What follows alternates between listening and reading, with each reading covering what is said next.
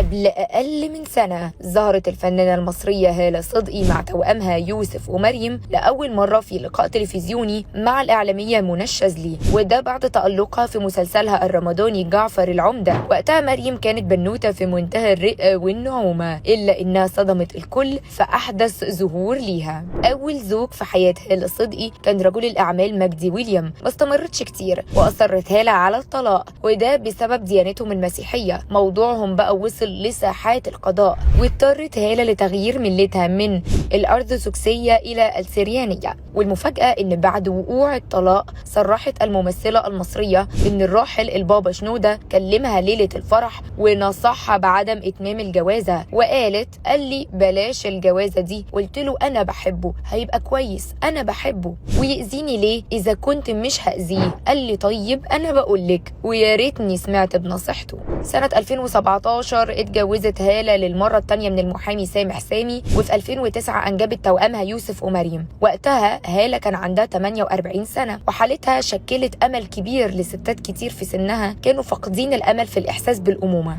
في الوقت اللي أكدت فيه هالة إنها ما لحقتش تفرح بتوأمها بعد مرورها بأزمة صحية صعبة يوم سبوعهم. هالة صممت تعمل سبوع لتوأمها، ودعت للحفلة كل أصدقائها من داخل الوسط الفني زي يسرا وإلهام شاهين وفيفي عبده وغيرهم، ده غير اللي حضروا من غير ما تعزمهم. الكل كان فرحان ليها. وفجأة وأثناء حفلة السبوع فقدت هالة الإحساس بنص وشها، حاولت تخبي عن المعازيم، بس الدنيا اتقلبت لما الكل لاحظ اعوجاج فمها وطبعا عينيها اللي بدأت تقفل لوحدها. كونسولته من الدكاترة طبوا على الحفلة، واتشخصت النجمة المصرية بتعب العصب السابع، ودخلت في معاناة لمدة 45 يوم، وخضعت للعلاج الطبي لحد ما قدرت تستعيد صحتها. ولفترة طويلة عاشت هالة في هدوء واستقرار مع جوزها وولادهم، لحد ما دبت بينهم الخلافات ووصل صراعهم للإعلام والقضاء، لدرجة إن جوزها طلبها في بيت الطاعة. الأدهى كان رفع زوج الفنانة لقضية إنكار نسب لتوأمها ليها، وتصريحاته الكارثية اللي أكد فيها على الهوا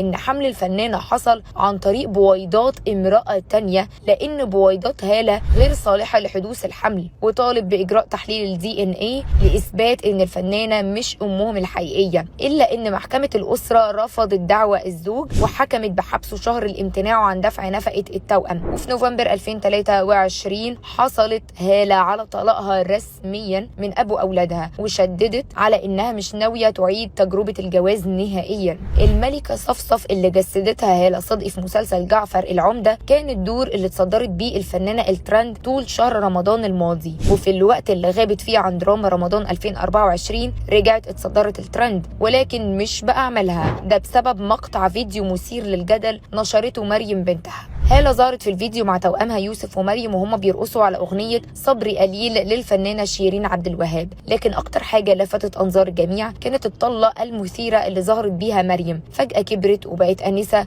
وكانت لابسة جيب لامعة قصيرة جدا مع توب شفاف كشف بطنها، في لوك فتح باب الانتقادات مش عليها لوحدها على قد ما الهجوم كمان طال مامتها. جمهور هالة عاب عليها الموافقة على نشر بنتها الفيديو لابسة فيه ملابس مكشوفة بشكل لا يتناسب مع سنها، وانتقد كمان عدم مراعاتها لقدسية شهر رمضان الكريم. ومن أبرز تعليقاتهم: عيب عليكي، ده احنا في رمضان، حتى الدين المسيحي بينادي بالحشمة والستر.